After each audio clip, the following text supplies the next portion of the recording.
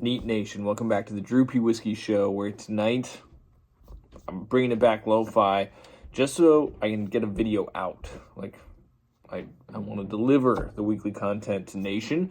You guys deserve it, but I'm a little strapped for time. It's going to be a busy week for me, which will be fine. We're gonna do a good job. We're gonna crush it. That's the Drew P. way. But before we get into standard work stuff, let's hit the whiskey. I've got 3 whiskeys here tonight, as you can tell. And really, it's a battle of the absolute best barrel proof whiskeys that I have from some of the big guys here. What do we have? We have Elijah Craig Barrel Proof. Not just any Elijah Craig Barrel Proof, C920. This is a blind. I don't know which one of these is C920. I also have Knob Creek 12 Cask Strength. Try and get that. There we go. Doesn't that look lovely? That's because it is. Very much is lovely. I'm throwing those bad boys up against Russell's Reserve 13. Boom. Some of my absolute favorite whiskeys. You've heard me talk about them on the channel before. So tonight, I'm just asking the question simply, which one of these guys is better? And I'm going to taste them. So I've got the lineup here. I don't know which is which. I am getting over a little bit of a cold. So that's a factor. You know, it's a factor. It's which one of these whiskeys hits me best today without peak olfactory capabilities. It's TBD. If you like the video, if you like other Drew P videos, well, you should follow the channel. You should definitely do that. Get down, like, comment, subscribe. Mostly subscribe. But you know what is even better than subscribing almost? Sharing the video. Like if you're a member of a bourbon group, you're like, hey boys, I think you guys would like this video. Share it. That'd be sick. You can also follow me on Instagram at Drew P. Whiskey. All right, let's get into it. I'm going to hit sample on my right here. These are lettered. So this is A. So yeah, A, B, C. A, B, C. Let's do it. Sample A. I've not tasted these yet. I know what the 3 are. Elijah Craig, Knob Creek, and Russell's 13. The problem is those flavor profiles in the 12-year range, which they are, kind of overlap a little bit. They're kind of close together.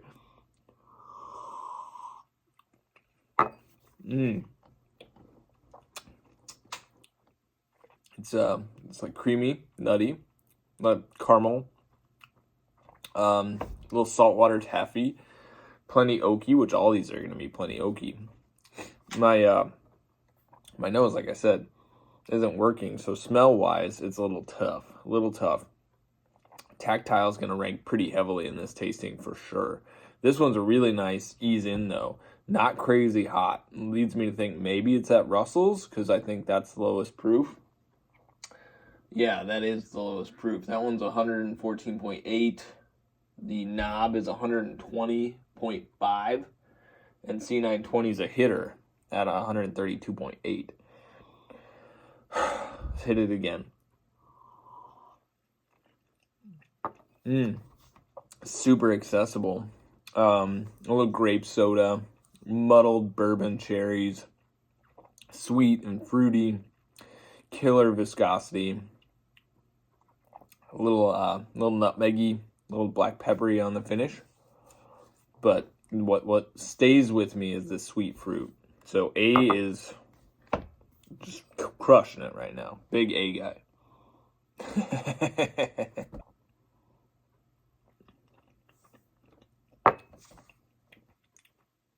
B is more subtle. It's more in the vanilla category. Caramel's still there, but it doesn't have the intense fruitiness that A had. I'm jiving on the fruity viscosity on A. B is more just a simply sweet play. The oak notes were sweeter in A than in B too. I think this was rich. Here I get, if anything, more of a drying finish. Yeah, the oak on the finish is a little bit more dry. It's not as mapley either. Like I think the A delivers a little more maple. Lots of brown sugar here, but just not complex. Not nearly the amount of flavor notes, particularly on a traumatized sniffer. tongue hole region, not nearly the flavor notes in B that I'm pulling out of A right now. So A with the commanding early lead. But you know what? That was my first sip of whiskey. I'm coming off a wine, too. I had a little wine this evening, so let's get after C here.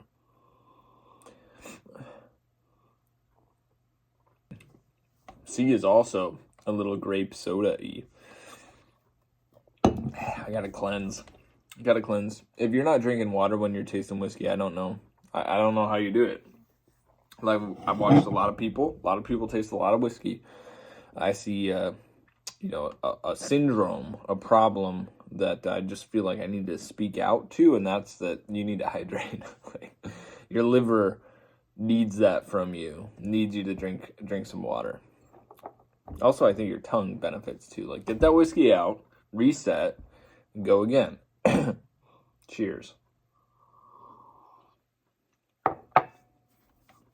Buttercreamy.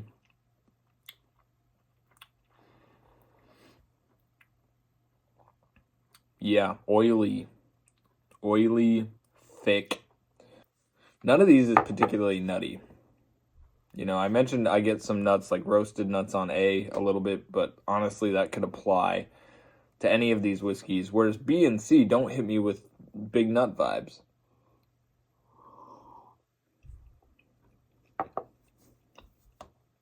They keep their nuts hidden, kind of modestly. C is good. I like C better than B, I think. I'm going to go back through all these, but given the initial impression I had of A, I was vibing on A the most, but again, it was the one I hit more. There's a drippy, desserty sweetness here, which I like. It's sticky. I've used the, what's the German chocolate, like this coconutty, caramely, dark chocolate. That's the kind of vibe I'm getting on C right now, and I like that. I love a good fruit note in a bourbon, though, as long as it doesn't get medicinal, and I did pull that out of A. I haven't tasted that in the other two yet. So, through first tasting, A's got the lead, C is in second, B is in last. Now I'm gonna roll it back here, and then I'm gonna go B, C, A, and we're gonna try and lock it down. Okay? Still getting nothing on the nose. It's not, which is no reflection on the whiskey, y'all. The show must go wrong. Something's always gonna go wrong. You still got to make the show, and so doing whiskey tasting whilst sick is a challenge. But I do have 3 kids, so I'm sick on the regular.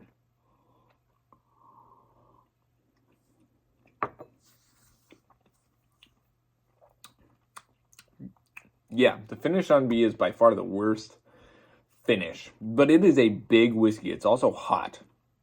I could see this being the Elijah Craig, which I really, really dig the Elijah Craig because it's got like a lot of floral vanilla on the finish, which I may be struggling to pick up with the cold. That said, there's a bitter astringency as well, and if I had to guess what B was, I'd say the Elijah Craig, but I'm damaged. Damaged goods at this point. Any other notes? Let me see before I go back to C.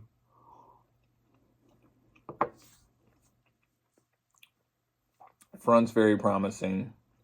Kind of erupts in heat on the back.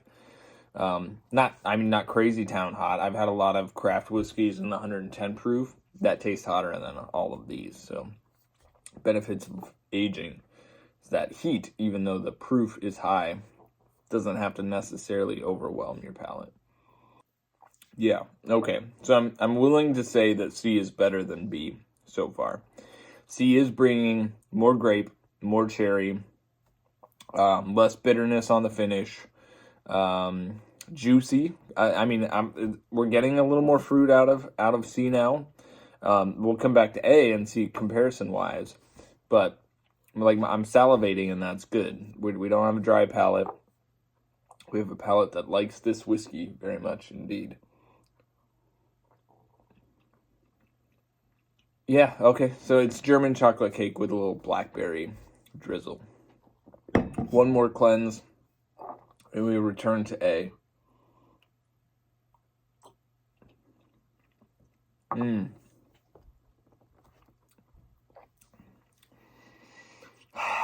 I can see A being C920 too. Because I love C920. It's a legendary batch of Elijah Craig Barrel Proof. This one tastes like the most old school whiskey. It reminds me of the Pirate Bottle Elijah Craig I have up here, which is not my favorite whiskey ever, but my goodness, like there's something to be said for like these hecka oaky, musty, really, really sweet, robust whiskey from a bygone era. That's what A reminds me of a little bit. It is hotter though. It's hotter in comparison. And having revisited all of these or spent some time with their families, talking to their nephews, going through their finances, C's creeping up. C is creeping up, and I'm pretty sure B is dead. Okay, so it's like a 2-horse race. A is kind of a fireball for me, and I'm getting a little cinnamon out of it. Getting a little cinnamon, and it's standing out as quite toasty and quite hot. Yeah, B is going away. Okay, last call here. I'll center these for dramatic effect. If you notice I'm not looking exactly at the camera, it's because it's my phone tonight. I don't know where the camera is exactly. I think it's right there. Okay, here we go. Last sip of A.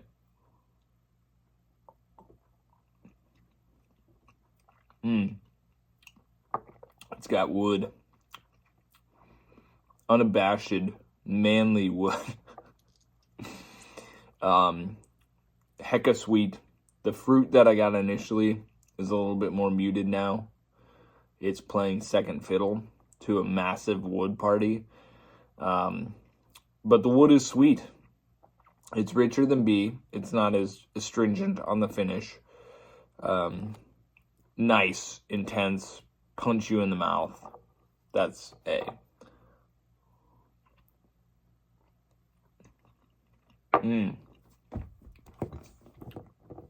C's more delicate, more refined.